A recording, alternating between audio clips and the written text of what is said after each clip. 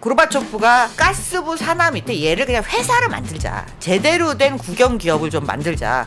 이때 석유 가스 부분에 뭐 자잘한 회사들을 다 통합 조치를 하고 이 통합된 부서에서 천연가스만 따로 만든 게 가즈프롬이에요. 자원들을 우리가 민영 안 한다.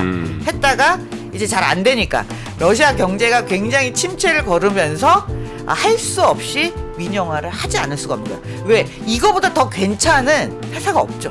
민영화는 고르바초프 다음 보리스 엘친 네네. 시대열의 민영화는 이제 그래서 94년까지 74만 7천 명이 저 바우처하고 교환해서 가즈프롬 주식 33%를 가져가고 주식의 15%는 직원에게 주고 국가가 주식의 40%를 가져가요.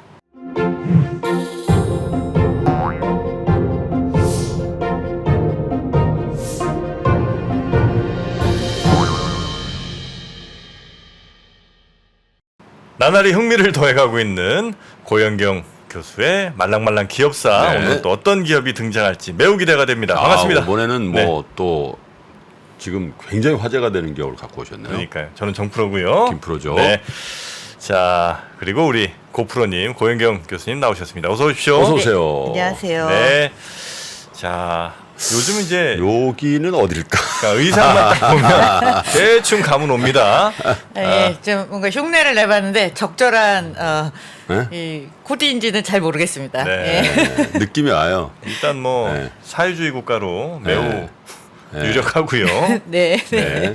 최근에 좀 말썽을 부리고 있는 러시아 쪽으로 가시는군요. 네, 러시아 하면은 대표적으로 그 에너지 산업, 그쵸. 소위 말하는 이제 자원 기업들이 가장 큰데요. 네. 그 중에 양대 산맥이라고 부를 수 있는 게 이제 하나가 천연가스, 가스 쪽에 가스프롬, 예. 그다음에 석유 쪽에는 로스네프트 이렇게 있는데. 근데 우리는 가스프롬만 잘 알잖아요. 예. 그래서 오늘은 사실은 석유는 이제 다른 그 더 큰 석유 기업들이 많이 있는데 네. 특히나 유럽이라든가 지금 뭐 중국부터 시작해서 뭐 많은 국가들이 러시아의 가스의 의존도가 높기 그렇죠. 때문에 이 타격이 너무 커서 그런 점에서 이제 러시아 가스프롬 회사가 어떻게 만들어져서 지금의 자리에 있게 됐는지 네. 그 얘기를 좀 해볼까 합니다. 네, 가즈프롬이란 회사 뭐 석유 회사는 사실 이제 전 세계적으로 메이저들이 많죠. 메이저 뭐 엑슨모빌도 있고 엑슨모빌도 또 뭐 있고. 브리티시 페트롤륨도 있고 저 사우디에 또 아람코도 아람코도 있고. 근데 이제 가스 회사는 아마 이 회사가 제일 전 세계에서 큰 회사 아닌가 하는 그냥 예. 저는 그런 생각이 좀 있는데. 가스로서는 뭐 이제 필적할 자가 이게 없죠. 별 없는 것이고 그리고 무엇보다도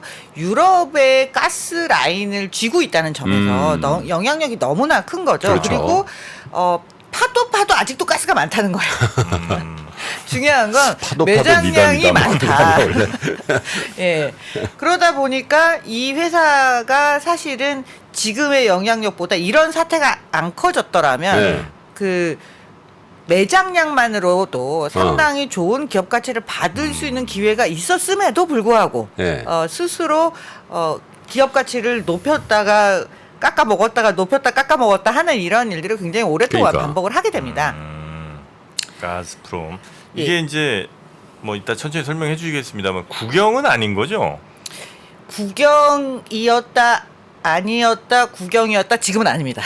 아 그래요? 아, 그래요? 예. 아 국영이었다 아니었다 하는군요. 왔다 갔다 하는구나.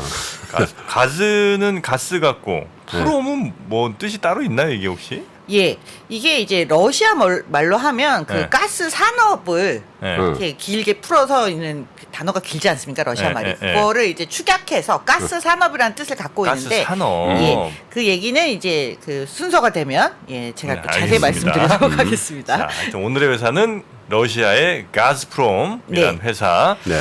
예, 그- 아마 미국이나 이전에 우리가 공부했던 그런 다른 회사들과는 조금 아마 다르겠지 체제가. 스토리가 매우 다를 네. 것 같은데 예, 기대가 좀 매우 됩니다. 다른 결입니다. 이건 사실은 러시아의 정치, 러시아의 역사하고 굉장히 밀접한 관계를 많이 가지기 때문에 네. 중간중간 어떤 지도자가 있느냐에 따라서 이 가스프롬이 운명이 왔다 갔다 하게 되는데요. 사실 이제 1940년대 그 지금 보여드린 슬라이드 우측 상단을 보시면 1940년도에 그러니까 가스 생산 네. 양을 보면 미국이 압도적으로 다른 나라 비교가 안 되네요. 그러네. 예. 그리고 러시아가 굉장히 작은 포션을 그러네요. EU를 차지하고 있는데 뭐 2, 3, 4가 뭐 큰 차이가 그렇게 네. 있지 않습니다. 그런데 그 아래쪽에 그 BP에서 나오는 그 브리티시 페트롤리움에서 나온 보고서에 보면 1960년, 70년, 80년에 네, 아래쪽 표 보여주세요. 그 러시아의 생산량이 엄청나게 증가를 해요. 그러면 그 사이에 무슨 일이 엄청나게 벌어진 거죠. 아, 예. 20년 사이에 한 10배가 늘어나네요. 뭘 발견했단 얘기네. 그러니까 1943년부터 소련 정부가 아야 우리 국내에 좀 가스를 개발을 해야 되겠다 이런 생각을 하기는 해요. 이제 국내 정치 상황이 그렇게 좋지가 않았기 때문에 네. 그리고 소련 이제 저 당시에는 이제 소비에트 유니언 아니겠습니까? 러시아라는 말도 쓰지 않았죠. 소련. 예, 소련이었던 거죠.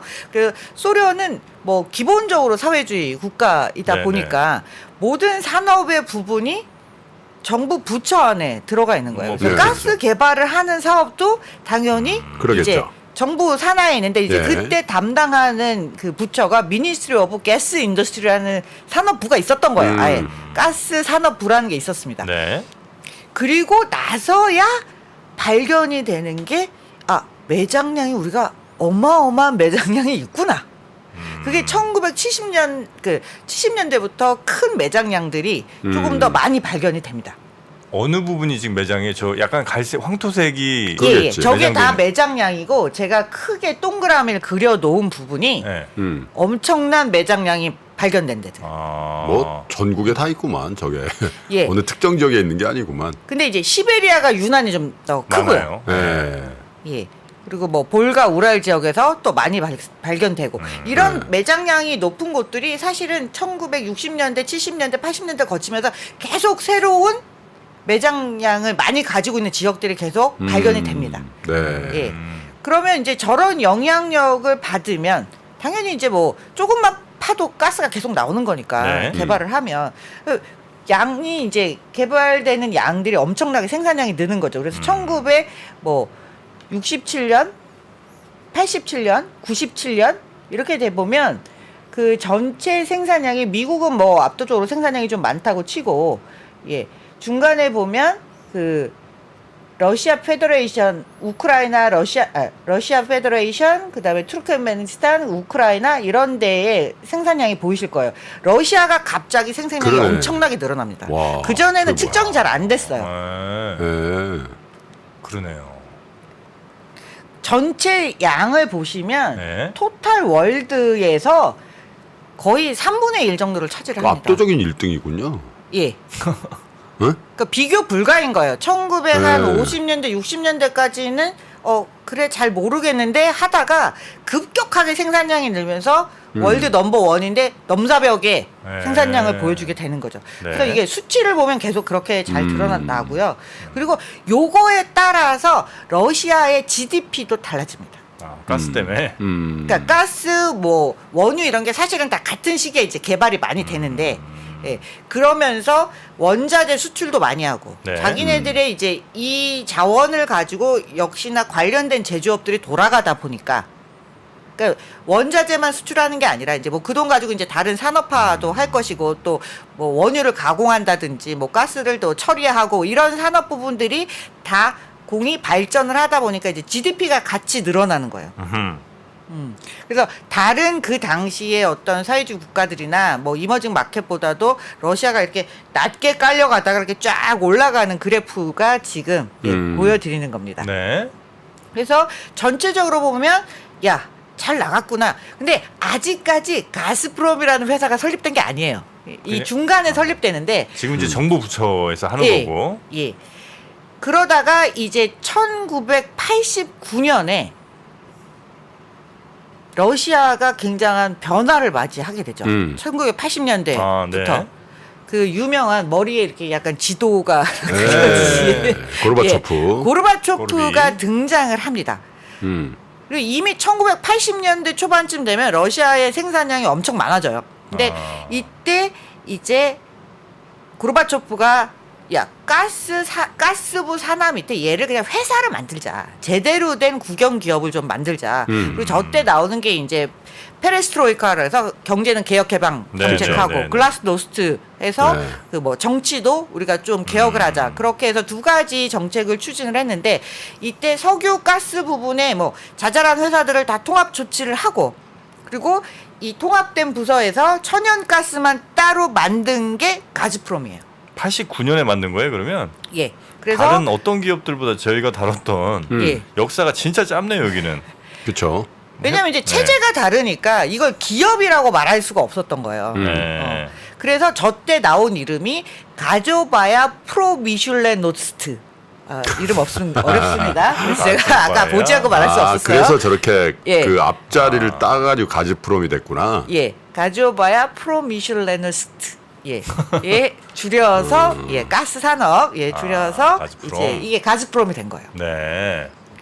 그리고 저때 처음으로 그 이제 의장 뭐 이사회 의장이라고 해야 될까 이제 그룹을 그 저 회사를 이끄는 사람 수장으로서 네. 렘 비아키레프라는 사람이 이제 임명이 됩니다. 그래서 저분이 상당히 오랫동안 저 기업을 이제 이끌게 되는 거예요. 네, 네. 그래서 이 개혁 개방 정책을 하는 거니까 기업에 일단 자율권을 어느 정도 주기는 하는데 사실 고르바초프의 개혁 정책이 그렇게 성공했더라면 망하지 않았겠죠.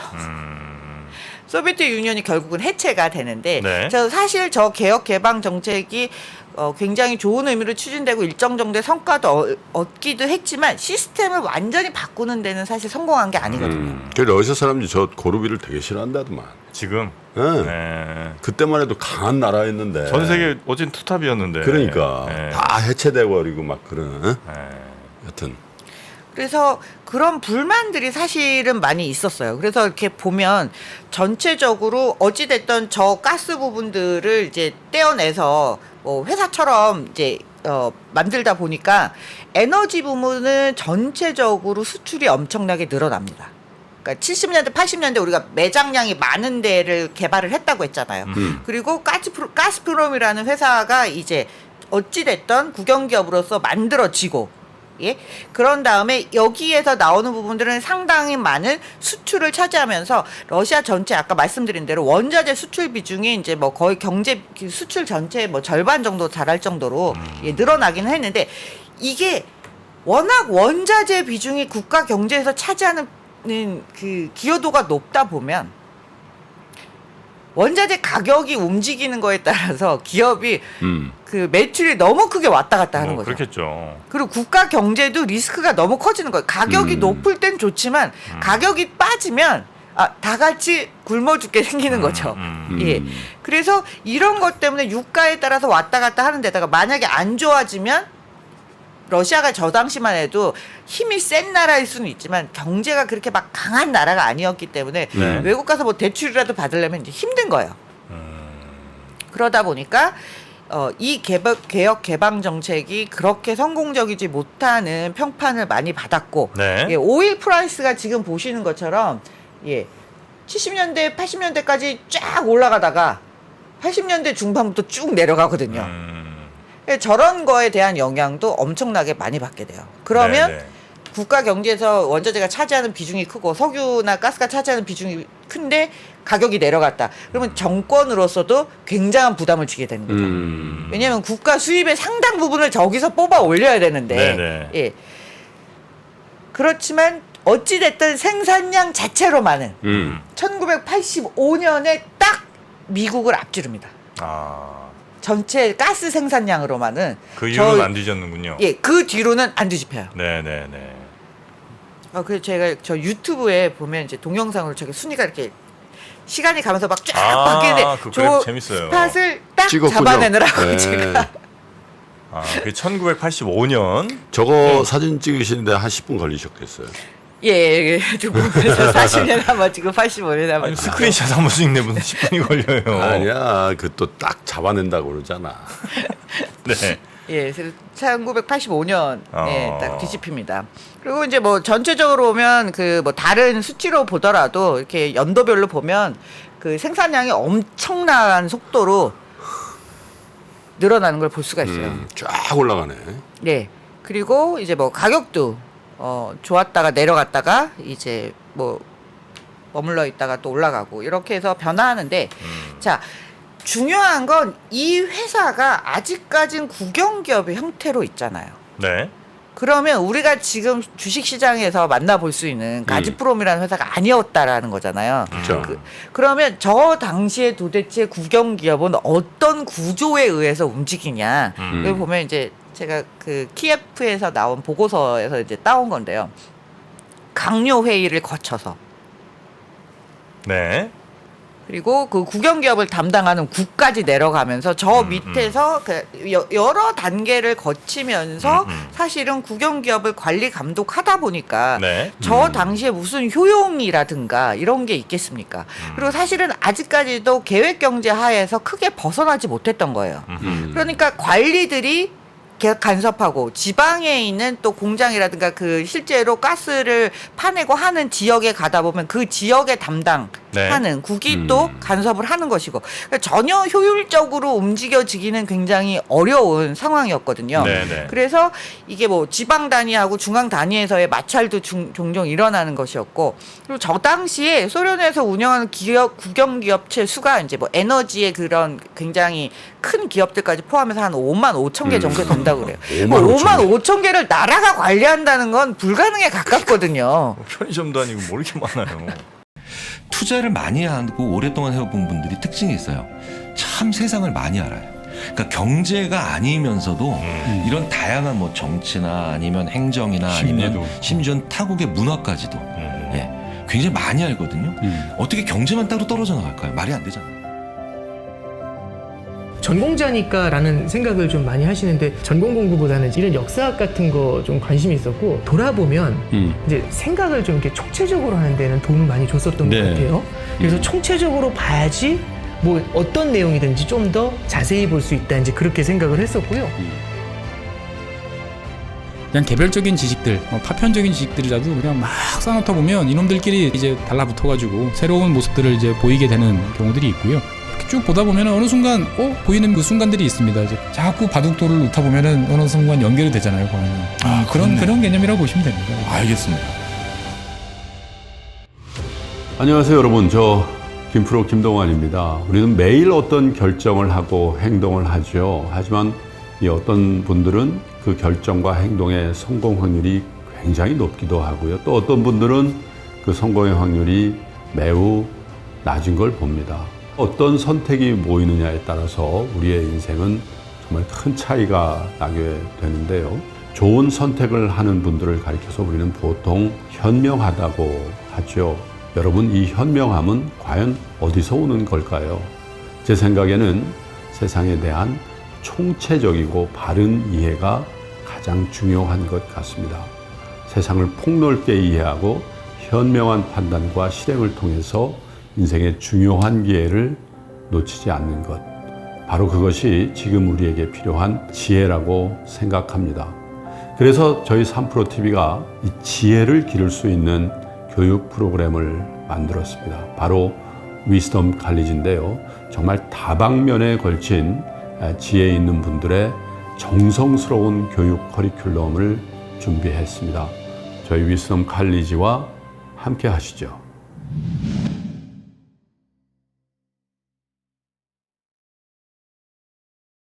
그리고 뭐 사실은 이제 정부가 가장 큰 소비자고 가장 큰 매입자죠. 뭐든지 정부가 사서 다시 나눠주는 형태가 되니까. 배급이니까. 생산되면서 배급자이고 가장 큰 소비 주체이기도 하고 그러니까 이제 저 상태로는 안 되겠다고 해서 이제 민영화 제도가 계속 도입이 돼요. 그래서 단계별로 이제 도입이 되는 뭐 정리된 표가 있어서 살짝 얹어봤는데 저거를 다 이해하실 필요는 없고요. 네. 어찌 됐든 민영화를 한 방에 하지 못했다는 거예요.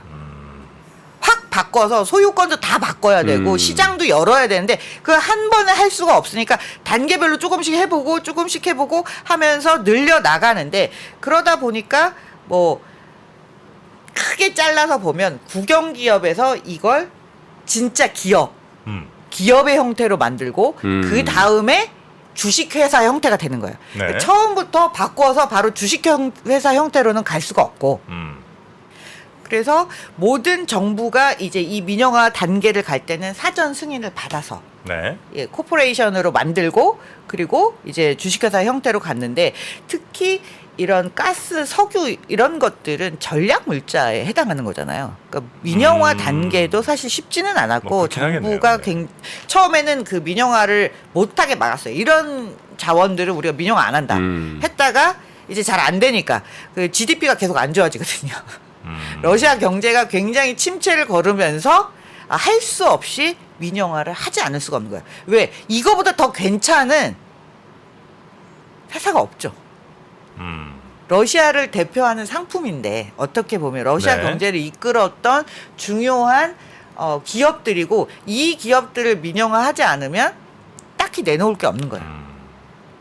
그런 것들 때문이라도 이제 결국은 네. 뭐 사회 인프라, 뭐 방송국 뭐 이런 것들도 이제 다 민영화의 대상이 되게 됩니다. 그러면 이 민영화의 기반이 민영화가 되기 직전까지의 어찌됐던 개혁을 통해서 가즈프롬이라는 게 만들어진 게 고르바초프라고 한다면 네. 민영화는 고르바초프 다음 지도자가 누굽니까? 옐친. 예. 그 보리스 옐친 네네. 시대열의 민영화는 이제 그때로 아유. 이제 바뀌게 되는 거죠. 술 좋아하시던 분. 아 그러니까 술 엄청 먹었지. 돌아가셨나? 예, 옐친? 돌아가셨어요. 돌아가셨죠, 뭐. 예. 고르빈 술을- 살아 있는 것 같은데. 아 그래요? 응. 아 고르빈 사. 고르빈 살아 있는데 어. 얼른 알고 있는데. 옐친 하여튼 뭐 돌아가셨고. 사실 저 보리스 옐친이 등극을 할 때는 고르바초프가 아까 말씀하신 대로 인기가 별로 없었는데 그보다도 훨씬 인기를 딛고 보리스 옐친이 등장을 아 했죠. 그렇죠. 한때는. 예. 그래서 뭐 거의 뭐 민주화의 표상이다시피 하고 뭐 그래서 뭐 연설 끝나고 뭐 춤추는 장면도 나오고 뭐 굉장한 인기를 끌었었어요. 그런데 이제 보리스 옐친이 뭐 마지막은 어쨌든 좋지 않았지만 보리스 옐친이 있던 시절에 가스프롬이 민영화가 완전히 되는데요. 그때 당시에 이제 어떻게 민영화를 하냐면 국민들한테 바우처를 주고 이걸 이제 주식으로 교환해주는 방식으로 예 그렇게 해서 국민주군요, 그러니까. 네 그렇게 해서 이제 민영화를 하게 되는데 저 당시에 민영화한 뭐 그 신흥국 시장에서 민영화한 기업들의 기업 가치만 모아서 보면 가스프롬이 굉장히 큰 덩치로는 굉장히 큰 뭐 사이즈를 그렇겠죠. 뭐 보이고 워낙 있습니다. 뭐 많으니까. 네. 예. 그래서 94년까지 74만 7천 명이 저 바우처하고 교환해서 가즈프롬 주식 33%를 가져가고 주식의 15%는 직원에게 주고 국가가 주식의 40%를 가져가요.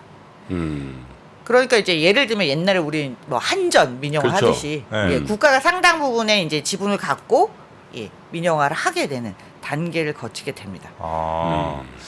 그래서 지금 아까 그 순위 같은 게 나왔던 거 중에 우리나라가 또 코리아 일렉 파워가 한전이죠, 한전. 네, 한전. 있는 한전이고 그 거군요. 밑에 KT도 있네요. 맨 위에 1위가 멕시코의 텔맥스? 네, 멕시코 전화 쪽이겠죠. 텔이니까. 네, 한국통신 같은. 그렇죠. 네. 멕시코 통신. 네. 그리고 뭐 페트로브라스 하면 이제 브라질 석유 회사. 아 그렇죠. 제일 큰 네네네. 회사죠, 그게 예. 페트로브라. 코리아 텔레콤도 있네요, 저기. 아 그래 네. 내가 KT 있다 그랬잖아. KT. 그러니까 우리나라가 두 개나 있네. 좋아? 좋냐고. 마켓 밸류 앤 컴퍼니 랭크 오브. 네. 국영 기업. 하여튼 우리나라가 굉장히 큰 나라. 우리나라 굉장히 또 그런 것도 컸었군요, 우리나라. 예, 그렇죠. 그러니까 신흥 시장 중에서는 이제 그 인프라나 이런 것 부분들이 국영 기업으로 있다가 민영화 될 때 사실은 그런 것들이 굉장히 큰 사이즈를 차지하는데 뭐 소위 말하는 유틸리티나 네. 뭐 인프라스트럭처 쪽이고요. 그래서 가즈프롬도 그렇고 차이나 텔레콤도 그렇고 굉장히 큰 차이나 사이즈를 보여주고 코리아 있어요. 텔레콤은 좆대가 제일 비싸지 않았나 싶은데. KT는.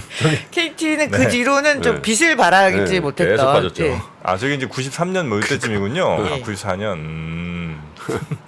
네. 예. 그래서 지금까지는 이제 일부에서는 제가 설명드린 게 네. 어떻게 처음에 만들어져서 이게 신생 기업이지만 되게 늦게 만들어진 신생 기업이고 국영 기업에서 이제 민영화가 된 부분까지 말씀을 드렸어요. 네. 그러면 러시아 뭐 소련이 됐던 러시아가 됐던 전 세계 가스 생산의 상당 부분 30% 이상을 차지하고 그중에 절반 이상 대부분을 이 가즈프롬이라는 회사가 책임을 지고 있는 거면 저 회장의 자리는 얼마나 대단한 자리일까요? 근데 뭐 대통령이나 누가 이렇게 앉히는 자리 아니에요, 저긴? 그렇죠. 그러다 그러니까 앞에서는 국영 기업이기 때문에 효율적이지 못한 게 문제였다면 그럼에도 불구하고 새로운 이제 매장량이 많은 지역들을 계속 파헤쳤으니까 그랬다라면 이제 이 이후에는 확장도 하고 성장도 하지만 엄청나게 정치적 사건에 연루되면서 기업이 꼽히지 못하는. 돈이 왔다 갔다 했겠지. 응? 정치적으로.